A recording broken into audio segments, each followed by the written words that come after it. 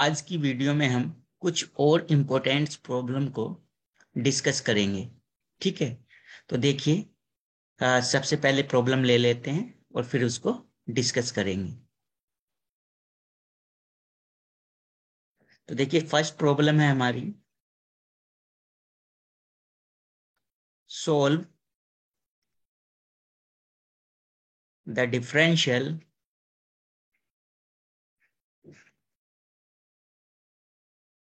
Equation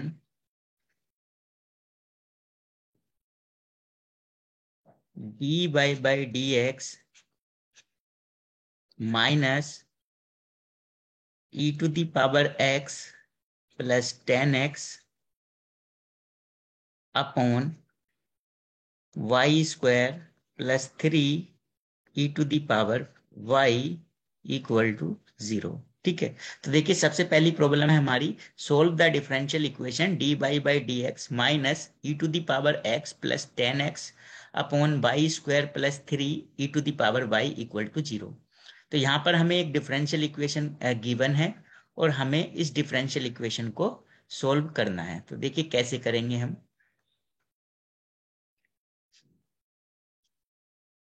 तो सबसे पहले हमें जो डिफरेंशियल इक्वेशन गिवन है उसको हम यहाँ पर लिख सकते हैं, जो कि है dy/dx minus e to the power x plus 10x upon y square plus e to the power y equal to 0।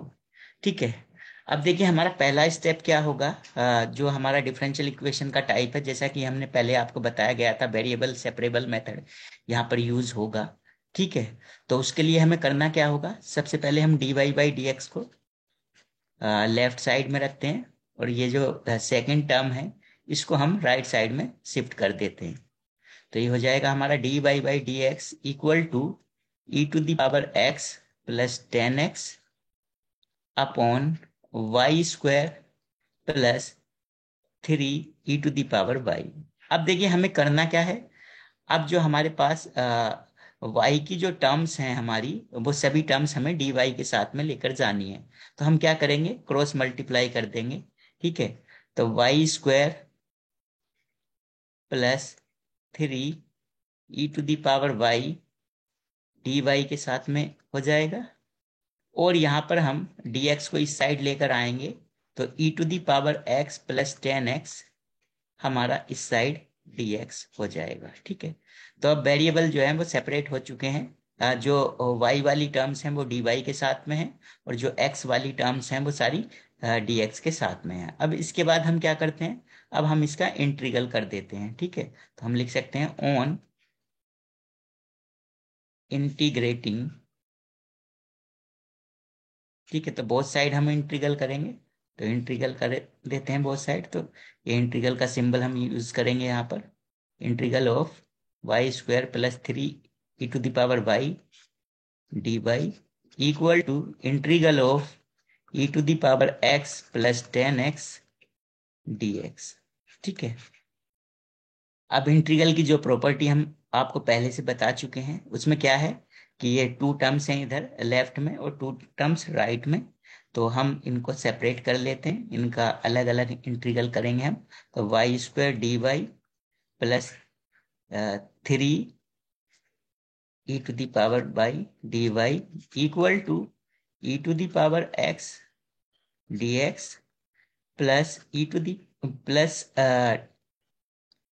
10x dx। ठीक है, तो अब इंटीग्रल करते हैं। तो देखिए वाई स्क्वायर का इंटीग्रल क्या होगा, जैसा कि हमने बताया था आपको, x to the power n का जो इंटीग्रल होता है वो क्या होता है, x to the power n plus 1 upon n plus 1। और इंटीग्रेटिंग कांस्टेंट यहाँ पर ऐड कर देते हैं हम।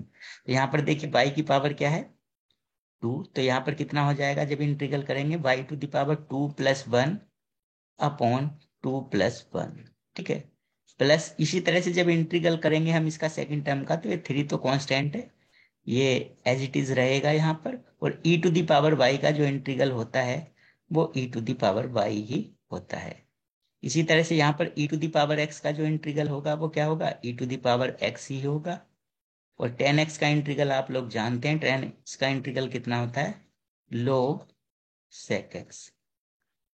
ठीक है, अब इंटीग्रल हो चुका है और एक इंटीग्रेटिंग कांस्टेंट हम इधर ऐड कर सकते हैं। तो देखिए इसे और सिंप्लीफाई करें अगर हम, तो ये हो जाएगा y³ upon 3 plus 3 e⁻y equal to e⁻x plus log sec x plus c। यही आपका आंसर हो जाएगा, यही इस डिफरेंशियल इक्वेशन का सॉल्यूशन होगा। ठीक है, तो चलिए अब नेक्स्ट प्रॉब्लम ले लेते हैं हम, फिर उस नेक्स्ट प्रॉब्लम को भी हम सॉल्व करेंगे। ठीक है, देखिए नेक्स्ट प्रॉब्लम क्या है हमारी,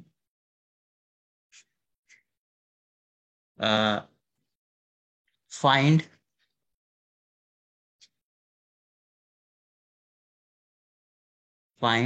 order and degree of the following differential equations। ठीक है, तो फर्स्ट पार्ट है हमारा क्वेश्चन का। इसमें जो डिफरेंशियल इक्वेशन गिवन है वो है d2y/dx2 to the whole power 7 minus dy/dx to the whole power 20 plus 9y equal to 0। ये एक डिफरेंशियल इक्वेशन गिवन है हमें। अब हमें इस डिफरेंशियल इक्वेशन की डिग्री और ऑर्डर को हमें फाइंड करना है। तो देखिए कैसे फाइंड करेंगे, सॉल्यूशन देख लेते हैं इसका। सबसे पहले हम ऑर्डर फाइंड करेंगे, तो order of given differential equation को हम डी लिख सकते हैं, is equal to the order of maximum order derivative in given differential equation. ठीक है, तो हम ऑर्डर फाइंड करने जा रहे हैं। तो ऑर्डर क्या होता है डिफरेंशियल इक्वेशन का, कि उस डिफरेंशियल इक्वेशन में जो मैक्सिमम ऑर्डर का डेरिवेटिव है उसका ऑर्डर हमें देखना है। तो अगर हम इस डिफरेंशियल इक्वेशन को देखें, तो यहाँ पर एक डेरिवेटिव की टर्म है हमारी dy/dx। ठीक है, तो इसका जो ऑर्डर है वो 1 है।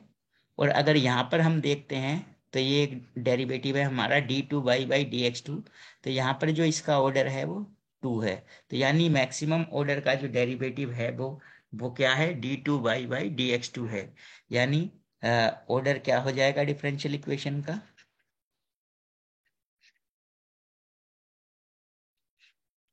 वो 2 हो जाएगा, बिकॉज इसमें सेकंड ऑर्डर का डेरिवेटिव प्रेजेंट है। उससे ऊपर के ऑर्डर का कोई भी डेरिवेटिव यहाँ पर प्रेजेंट नहीं है। ठीक है, चलिए ये तो ऑर्डर हो गया डिफरेंशियल इक्वेशन का। अब हम इस डिफरेंशियल इक्वेशन की डिग्री की बात करेंगे। ठीक है, तो लिखेंगे हम degree of given differential equation. तो अब डिग्री कैसे फाइंड करते हैं हम, डिग्री होता है the power of highest order derivative. अब इस डिफरेंशियल इक्वेशन में जो हाईएस्ट ऑर्डर का हमारा डेरिवेटिव है उसकी पावर देखेंगे हम, वो कितनी है। तो देखिए ये एक डेरिवेटिव तो ये है आपका, और एक डेरिवेटिव ये है। इस डेरिवेटिव का जो ऑर्डर है वो 1 है, और इस डेरिवेटिव का जो ऑर्डर है वो 2 है।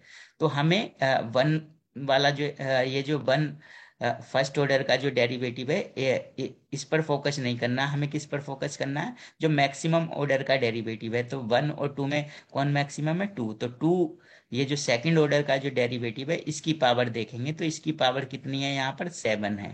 तो ये 7 क्या होगी, इस डिफरेंशियल इक्वेशन की डिग्री हो जाएगी। ठीक है, तो इस डिफरेंशियल इक्वेशन की डिग्री क्या हो जाएगी, 7 हो जाएगी। ठीक है, इसी तरह से हमारा दूसरा पार्ट ले लेते हैं क्वेश्चन का। तो इसमें हमें एक डिफरेंशियल इक्वेशन गिवन है d3y/dx dx3 whole square equal to 78 x into e to the power x. अब इस डिफरेंशियल इक्वेशन का हमें ऑर्डर और डिग्री फाइंड करनी है। तो देखिए ऑर्डर लिखेंगे सबसे पहले हम।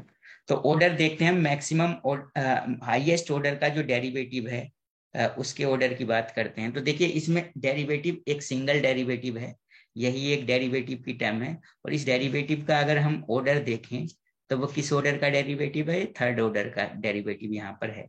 तो इस डिफरेंशियल इक्वेशन की जो ऑर्डर हो जाएगा वो 3 हो जाएगा। अब अगर हम इस डिफरेंशियल इक्वेशन की डिग्री की बात करें तो इस डिफरेंशियल इक्वेशन की जो डिग्री हो जाएगी वो 2 हो जाएगी, बिकॉज जो हाईएस्ट ऑर्डर का डेरिवेटिव है इसकी जो पावर है वो कितनी है? 2 है। तो इस तरह से इस डिफरेंशियल इक्वेशन का ऑर्डर 3 होगा और डिग्री 2 होगी। ठीक है, तो इस तरह से ये प्रॉब्लम हमारी सॉल्व हो चुकी है। चलिए अब नेक्स्ट प्रॉब्लम देख लेते हैं।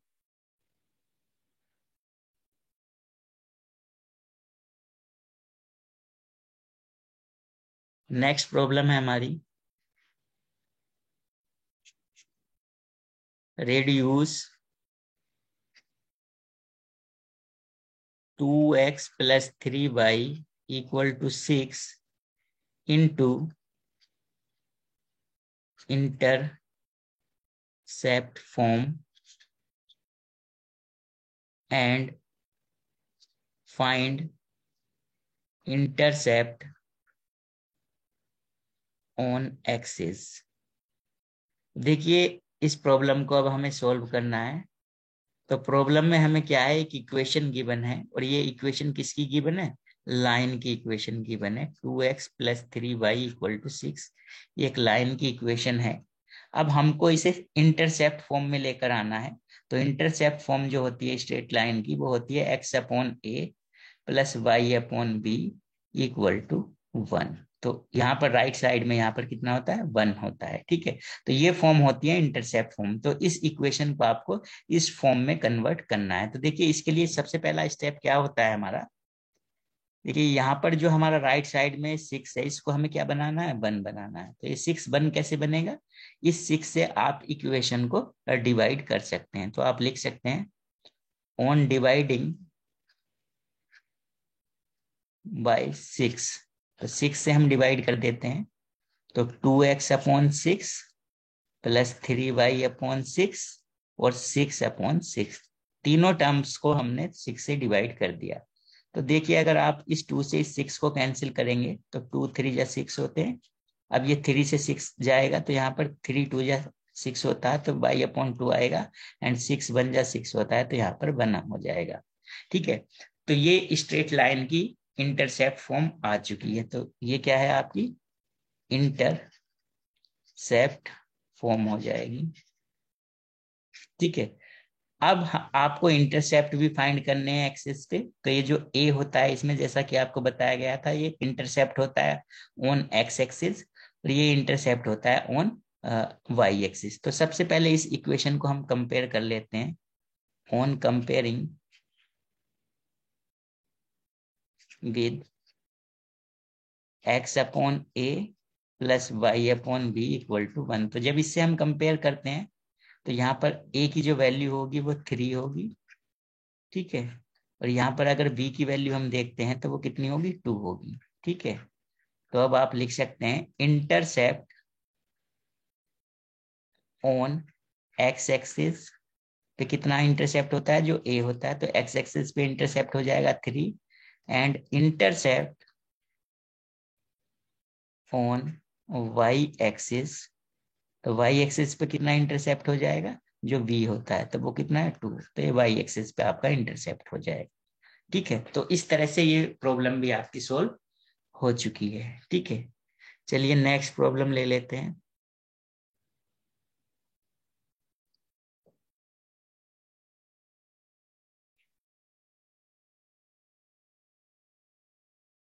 नेक्स्ट क्वेश्चन है हमारा रेड्यूस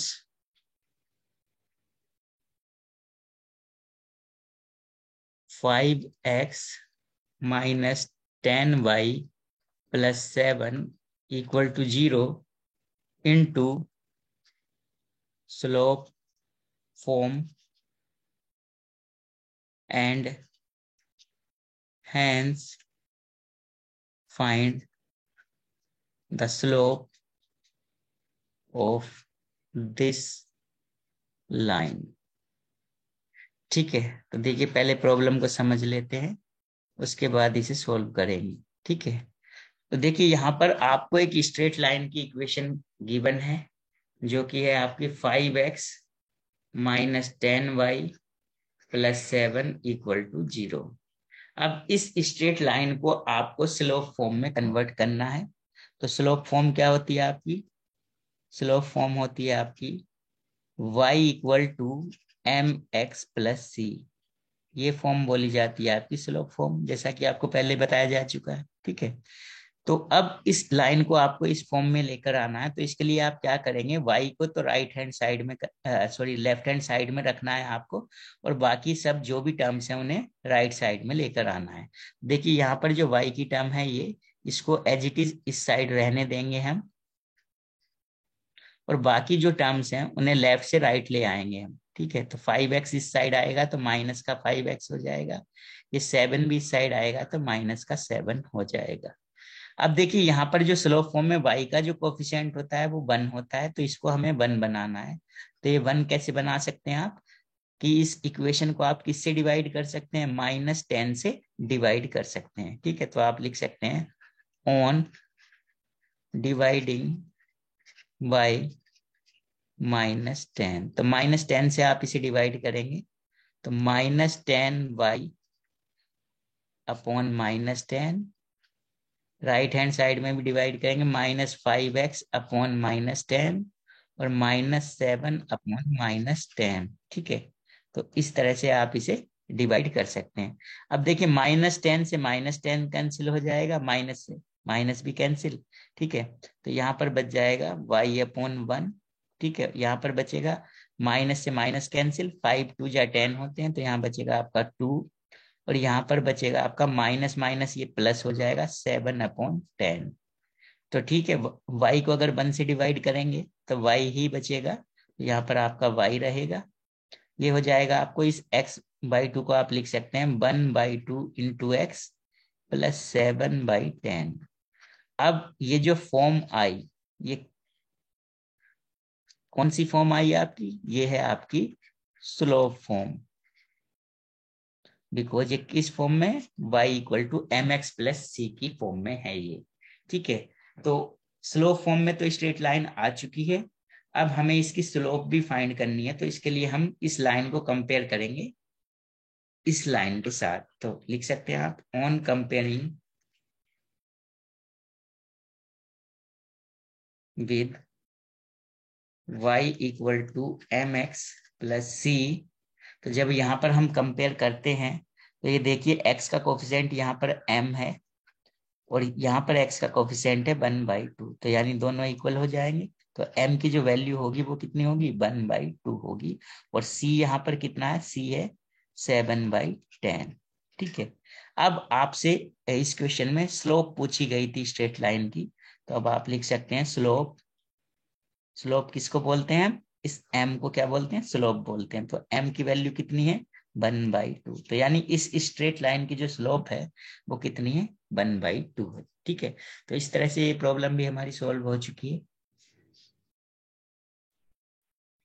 तो अब जो हमारी नेक्स्ट प्रॉब्लम है वो है find the equation of the line joining the points 3,1 and -1,2। ठीक है, तो देखिए यहाँ पर हमें एक स्ट्रेट लाइन की इक्वेशन को फाइंड करना है, और उस स्ट्रेट लाइन की इक्वेशन को फाइंड करना है जो यहाँ पर 2 पॉइंट्स गिवन है वो उनसे पास होती है। ठीक है, तो देखिए कैसे सोल्व करेंगे।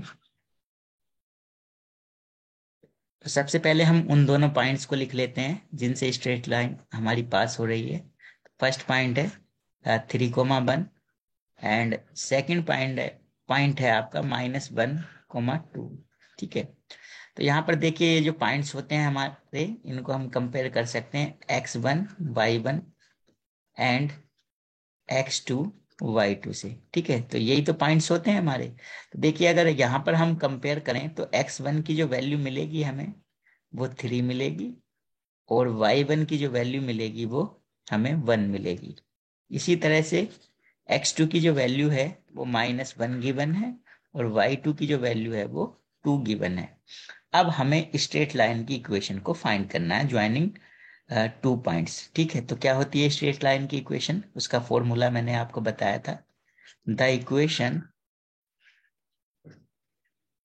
Of line joining the points x1, y1 and x2, y2 is क्या होती है, y minus y1 equal to y2 minus y1 upon x2 minus x1 into x minus x1। अब हमें यहाँ पर x1 y1 x2 y2 इनकी values given है, तो यहाँ पर हम इनकी वैल्यूज को पुट कर सकते हैं। तो y1 कितना है हमारा 1, यहाँ पर 1 पुट कर देंगे, इक्वल टू y2 कितना है, y2 है हमारा 2, तो यहाँ पर 2 पुट कर देंगे, माइनस y1 फिर से 1 है यहाँ पर, और अपॉन x2 कितना है हमारा -1, तो यहाँ -1, और x1 कितना है, x1 है हमारा 3, तो यहाँ पर हम 3 पुट कर देंगे, और x माइनस x1, तो x1 कितना है 3, तो यहाँ पर हम 3 पुट कर देंगे। ठीक है, अब इसे सोल्व कर लेते हैं। तो y माइनस y1, ये 2 में से बन जाएगा तो ऊपर 1 बचा, ये माइनस का 1 और ये माइनस का 3, तो माइनस का 4 हो जाएगा, ये x माइनस 3। अब हम क्रॉस मल्टीप्लाई कर लेंगे, यहाँ पर तो 1 होता है, तो ये इस साइड मल्टीप्लाई और ये इस साइड, तो -4 से इस साइड मल्टीप्लाई कर देंगे, तो -4 इंटू वाई माइनस 1, और इधर 1 से मल्टीप्लाई कर देंगे, तो 1 इंटू x माइनस 3, -4 से मल्टीप्लाई किया तो ये आ गया -4y, और ये माइनस माइनस प्लस का 4, 1 से मल्टीप्लाई किया तो एज इट इज रहेगा x माइनस 3। अब हम इसको थोड़ा सा सिंप्लीफाई कर सकते हैं, तो इस x को इस साइड ले आएंगे हम, तो ये माइनस का हो जाएगा, तो माइनस का x माइनस का 4y प्लस 4 इक्वल टू -3, तो -x माइनस 4y, और -3 इस 4 को इस साइड लेके जाएंगे तो माइनस का होगा, तो -x minus 4y equal to -7। अब माइनस से हम अगर मल्टीप्लाई कर दें इस इक्वेशन को तो सभी के साइन चेंज हो जाएंगे, तो ये हो जाएगा x प्लस 4y, और ये भी प्लस का हो जाएगा। ठीक है, तो ये स्ट्रेट लाइन की आपकी इक्वेशन आ जाएगी, जो कि 2 पॉइंट्स किससे पास होती है, 3,1 एंड -1,2 से पास होती है। ठीक है, तो इस तरह से ये प्रॉब्लम भी हमारी सॉल्व हो चुकी है। चलिए अब नेक्स्ट प्रॉब्लम ले लेते हैं। नेक्स्ट प्रॉब्लम है हमारी, काफी इंपॉर्टेंट प्रॉब्लम है ये। Solve x plus 3y plus 3z equal to 1, x plus 4y plus 3z equal to 0, x plus 3y plus 4z equal to 2 by Cramer's rule. ठीक है, तो यहाँ पर हमें एक सिस्टम गिवन है लीनियर इक्वेशंस का, और इसको हमें सोल्व करना है क्रैमर रूल से। ठीक है, तो देखिए टॉपिक ऑलरेडी आपको बताया जा चुका है क्रैमर रूल। ठीक है, और उस पर कुछ प्रॉब्लम्स भी हमने कराई थी, तो इस प्रॉब्लम को हम क्रैमर रूल से ही सोल्व करेंगे, जो कि ऑलरेडी आपको बताया जा चुका है। तो देखिए कैसे सोल्व करते थे हम सिस्टम ऑफ लीनियर इक्वेशंस को क्रैमर रूल से, वो देखेंगे। देखिए सबसे पहले जो इक्वेशंस गिवन है हमें उन्हें लिख लेते हैं। x plus 3y plus 3z equal to 1, ये फर्स्ट इक्वेशन है। और सेकंड इक्वेशन है हमारी x plus 4y plus 3z equal to 0, और थर्ड इक्वेशन है x plus 3y plus 4z equal to 2। ठीक है, अब देखिए हम इसमें क्या करते हैं, सबसे पहले हम एक डिटर्मिनेंट बनाते हैं। एक डिटर्मिनेंट लेंगे हम, जिसमें हम तीनों इक्वेशन से एक्स वाई जेड जो ये वेरिएबल हैं इनके कोफिशिएंट्स को लेंगे। तो यहाँ देखिए फर्स्ट इक्वेशन को देखते हैं। तो फर्स्ट इक्वेशन में एक्स का जो कोफिशिएंट है वो है आपका 1, तो यहाँ पर 1 लिखेंगे। यहाँ पर y का कोफिशिएंट है 3 और यहाँ पर z का कोफिशिएंट 3। तो ये x y z तीनों के कोफिशिएंट फर्स्ट इक्वेशन से लिए हमने। इसी तरह से हम यहाँ पर सेकंड इक्वेशन से x का कोफिशिएंट लेंगे तो वो भी 1 है, y का कोफिशिएंट लेंगे तो वो 4 है और z का कोफिशिएंट लेंगे तो वो 3 है। ठीक है, इसी तरह से हमने यहाँ पर जो थर्ड इक्वेशन है हमारी उसमें x का कोफिशिएंट 1 है, y का कोफिशिएंट 3 है और z का कोफिशिएंट 4 है। तो ये हमने एक डिटर्मिनेंट यहाँ पर ले ली। ठीक है, जिसमें हमने क्या किया है, जो वेरिएबल्स थे हमारे एक्स वाई जेड उनके कोफिशिएंट्स को हमने रख दिया है। तो यहाँ पर जो वेरिएबल्स हैं ये एक्स के, ये जो कोफिशिएंट है ये एक्स के हैं, ये वाई के कोफिशिएंट है और ये जेड के कोफिशिएंट है। ये बात आपको याद रखनी है। अब उसके बाद हम एक दूसरा डिटर्मिनेंट लेंगे जिसको हम एक दूसरा मैट्रिक्स ले लेंगे। ठीक है, उसको हम कांस्टेंट मैट्रिक्स भी बोल सकते हैं। तो हमने बोल दिया सी उसको। इसमें क्या करेंगे हम, जो ये राइट साइड में जो कांस्टेंट है हमारे, इसको हम इस मैट्रिक्स में लिख लेंगे। तो ये यहाँ पर हो जाएगा 1, ये यहाँ पर हो जाएगा 0 और ये यहाँ पर हो जाएगा हमारा 2। ठीक है, तो ये हमने डिटर्मिनेंट बनाई और ये हमने एक मैट्रिक्स बनाई। ठीक है, और ये कैसी मैट्रिक्स है, हमारी कॉलम मैट्रिक्स है। ठीक है, अब सबसे पहले हमें इस डिटर्मिनेंट को सोल्व करना है। तो डी की वैल्यू फाइंड करेंगे हम। तो देखिए डी की वैल्यू कैसे फाइंड करेंगे, डिटर्मिनेंट यहाँ पर साइन का रूल पता है आपको, प्लस माइनस प्लस। तो यहाँ पर इस 1 को लेंगे हम और जब इस 1 पर हम प्लस बनाएंगे यहाँ पर, तो हमारा जो बचेगा वो क्या बचेगा, 4 3 और 3 4। इसी तरह से यहाँ माइनस का 3 हो जाएगा, ये लेंगे तो। और यहाँ जब इस 3 पर हम प्लस बनाएंगे तो हमारा क्या बचेगा, 1 1। इस तरह से हम प्लस बनाते हैं ना इस पर, तो क्या बचता है यहाँ 1 1 और यहाँ पर 3 4।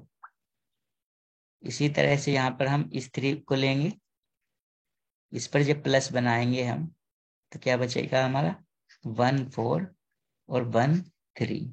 ठीक है, देखिए इसको सोल्व कर लेते हैं। तो ये कितना आएगा हमारा, 1 से मल्टीप्लाई करते हैं तो 1 ही रहेगा। तो ये 4 4 जा 16, इधर मल्टीप्लाई करते हैं और ये 3 3 जा 9। इसी तरह से तो सोल्व करते हैं 2/2 के डिटर्मिनेंट को। -3, यहाँ पर इसकी मल्टीप्लाई 4 और यहाँ पर इसकी मल्टीप्लाई 3। ठीक है, इसी तरह से यहाँ पर करेंगे तो 3 1 जा 3 और -4 1 जा 4। ठीक है, अब सोल्व कर लेते हैं। तो d इज टू देखिए कितना आ जाएगा, तो 16 में से 9 जाएगा हमारा, तो देखिए कितना बचेगा। ठीक है, यहाँ पर हम माइनस करके लिख सकते हैं 16 माइनस 9 को। ठीक है,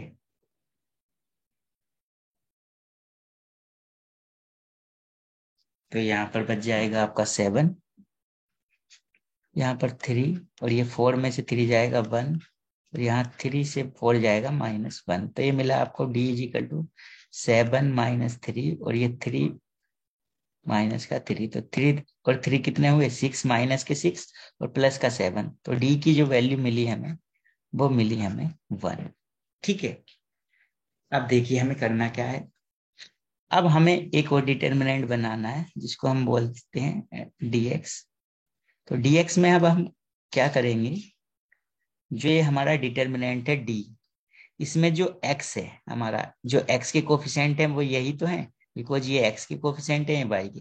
तो इस x के कोफिशिएंट को यहाँ से हम रिप्लेस कर देंगे इससे। ठीक है, तो यहाँ पर इसको हम रिप्लेस करेंगे किससे, 1 0 2 से। तो यहाँ पर इनको रिप्लेस कर देते हैं 1 0 2 से और बाकी दोनों दोनों कॉलम एज इट इज रहेगा, 3 3 और यहाँ पर 4 3 और ये 3 4। अब हम इस डिटर्मिनेंट को भी सोल्व करेंगे, जैसे अभी हमने ये डिटर्मिनेंट सोल्व किया। यहाँ पर देखिए कितना हो जाएगा 1, इस पर प्लस बनाएंगे तो बचेगा हमारा 4 3 और 3 4। अब यहाँ पर प्लस होता है, यहाँ माइनस, तो यहाँ से -3। अब अगर 3 पर प्लस बनाते हैं हम तो बच जाएगा हमारा 0 3 और 2 4। इसके बाद हम इस 3 पर प्लस बनाएंगे, तो जब इस पर प्लस बनाएंगे तो ये बच जाएगा हमारा 0 4 और 2 3। प्लस मतलब इस तरह से हम इस 3 को कवर करेंगे, ठीक है। तो अब इसे सोल्व कर लेते हैं। तो dx इक्वल टू 1 इंटू 4 4 जा 16 और ये 3 3 जा 9, ये -3, ये देखिए 0 आ जाएगा, -3 2 जा 6। इसी तरह से यहाँ पर 3 इंटू ये 0, -4 2 जा 8, ठीक है। तो देखिए dx इज इक्वल टू मिला हमारा 7, ये 7 बचेगा, और ये माइनस माइनस प्लस 6 3 जा 18, और ये -8 3 जा 24, ठीक है। तो अब इनको हम ऐड कर लेंगे, ठीक है। तो देखिए हम 7 18 को ऐड कर लेंगे, बिकॉज ये दोनों कैसे हैं, हमारे प्लस के हैं। 7 और 18 को जब हम ऐड करते हैं तो वो मिलता है हमारा 25, और 25 में से जब ये 24 जाएगा तो वो बचेगा हमारा 1। तो dx की जो वैल्यू मिली हमें वो 1 मिल गई। इसी तरह से जो d की वैल्यू हमें मिली थी, ये किसकी वैल्यू थी, d की। तो d कितना मिला था हमारा 1। अब हम इसी तरह से dx फाइंड किया, अब हम dy फाइंड करेंगे। अब dy एक और डिटर्मिनेंट हम फाइंड करेंगे, वो कैसे फाइंड होगा। अब की बार इस डिटर्मिनेंट में हमने x को रिप्लेस किया था, इस बार हमने जो y के जो कोफिशिएंट है इनको रिप्लेस कर देना, किससे, इस मैट्रिक्स से, ठीक है। देखिए ये 1 1 1 ये एज इट इज रहेगा, ये जो कॉलम है ये रिप्लेस हो जाएगा किससे, 1 0 2 से, और ये भी एज इट इज रहेगा आपका 3 3 और 4। अब इस डिटर्मिनेंट की वैल्यू हम फाइंड करेंगे। तो dy आएगा हमारा, यहाँ पर हम इस 1 को लेंगे तो 1, और जब इस पर प्लस बनाएंगे तो ये बच जाएगा 0 3 2 4। इस बार यहाँ से 1 लेंगे तो ये माइनस का होता है यहाँ पर, तो -1। यहाँ पर जब इस पर प्लस बनाएंगे तो ये बचेगा आपका 1 3 और 1 4। इसी तरह से यहाँ पर फिर नेक्स्ट साइन प्लस का होगा तो 3 लेंगे यहाँ से, और इस 3 पर अगर आप प्लस बनाते हैं तो ये बचेगा 1 0 और 1 2, ठीक है।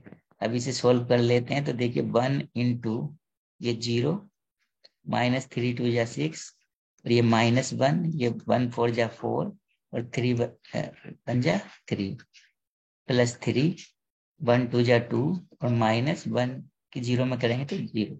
देखिए कितना आती है dy की वैल्यू। तो dy मिला आपका यहाँ पर -6, यहाँ पर 4 में से 3 जाएगा 1, और ये -1, और ये 3 2 जा 6।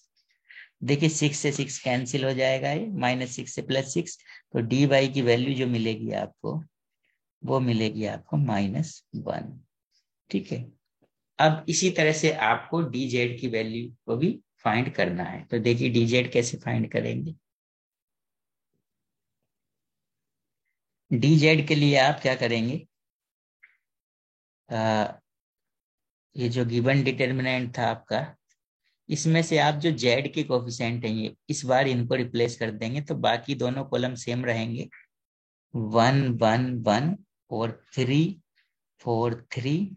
ये जो z की कोफिशिएंट है इनको रिप्लेस कर दीजिए इससे, तो ये हो जाएगा 1 0 2। अब इस डिटर्मिनेंट को सोल्व करना है, तो देखिए सोल्व कर लेते हैं। तो dz इक्वल टू, यहाँ से ये 1 लेंगे, तो जब 1 लिया हमने तो 1 पे प्लस बनाया, तो यहाँ पर बचेगा आपका 4 0 और 3 2। यहाँ से 3 लेंगे तो ये माइनस का होता है, बिकॉज ये प्लस ये माइनस ये प्लस। 3 पर प्लस बनाएंगे अगर आप इस तरह से, तो कितना बचेगा, 1 0 और 1 2, ठीक है। फिर नेक्स्ट एलिमेंट हम 1 लेंगे, तो यहाँ पर 1, और इस पर जब प्लस बनाएंगे तो बचेगा 1 4 और 1 3। अब इसको सोल्व कर लेते हैं। तो dz इक्वल टू आएगा आपका, ये 1 से मल्टीप्लाई करेंगे तो एज इट इज रहेगा, तो 4 2 जा 8, -3 इंटू 0 0, -3 1 2 जा 2, और ये -0, +1 3 1 जा 3, और 4 बन जा 4। देखिए डी जेड इक्वल टू आया आपका 8, 3 2 जा 6 ये माइनस का, और ये 3 में से 4 जाएगा -1। तो देखिए कितना आया डी जेड आपका, डी जेड आया देखिए 6 और 1 कितना 7, तो 8 में से 7 गया तो कितना बचा 1। ठीक है, तो इस तरह से आपको तीनों की वैल्यू मिल चुकी है, डी बाई डी एक्स और डी जेड। तो देखिए डी सबसे पहले हमारा जो आया था वो आया था 1, उसके बाद जो डी एक्स आया था हमारा वो आया था 1, और जो डी बाई आया था हमारा वो आया था कितना -1, और जो डी जेड आया है वो आया है हमारा 1। अब हमें इक्वेशन का, इन इक्वेशंस का सॉल्यूशन फाइंड करना है। सॉल्यूशंस मींस जो वेरिएबल्स इनमें इन्वॉल्व हैं एक्स वाई जेड, उनकी वैल्यू फाइंड करनी है। तो एक्स की वैल्यू होती है डी एक्स अपॉन डी, और वाई की वैल्यू होती है डी वाई बाई डी, और जेड की वैल्यू होती है हमारी डी जेड बाई डी। तो देखिए एक्स की वैल्यू फाइंड करेंगे तो डी एक्स की वैल्यू कितनी है, डी एक्स की वैल्यू आपके सामने है 1, तो 1 अपॉन डी की वैल्यू कितनी है 1, तो 1 अपॉन 1 कितना आया 1। इसी तरह से डी वाई की वैल्यू कितनी है -1, तो यहाँ पर -1 अपॉन डी, डी की वैल्यू कितनी है 1, -1 अपॉन 1 -1। इसी तरह से डी जेड कितना आया 1, और डी की वैल्यू कितनी है 1, तो 1 अपॉन 1 1। यानी फाइनल जो आपका आंसर होगा वो x इज इक्वल टू कितना मिला 1, y इक्वल टू कितना मिला -1, और z इज इक्वल टू कितना मिला आपका 1। ठीक है, तो ये आपका फाइनल आंसर हो जाएगा। ठीक है, अगर इस आंसर को आपको चेक करना है कि ये आंसर सही है या कुछ मिस्टेक तो नहीं हो गई, तो इनमें से कोई भी एक इक्वेशन ले लीजिए। सपोज ये इक्वेशन हम ले लेते हैं, क्या है x plus 3y plus 3z to 1। तो इस इक्वेशन को हम ले लेते हैं, जो कि हमारी इक्वेशन गिवन थी x plus 3y plus 3z equal to 1। तो इसे हमें चेक करना है। प्रॉब्लम तो हमारी यहीं तक सोल्व हो चुकी है, बस हम चेक करना चाहते हैं कि हमारा आंसर सही है कि नहीं। यहाँ देखिए x के प्लेस पर x की वैल्यू पुट कर दीजिए 1, y के प्लेस पर y की वैल्यू पुट कर दीजिए -1, और z के प्लेस पर z की वैल्यू पुट कर दीजिए 1। और ये किसके इक्वल आना चाहिए 1 के इक्वल आना चाहिए। तो देखते हैं किसके इक्वल आता है 1, और ये 3 की -1 से की तो -3 प्लस का 3।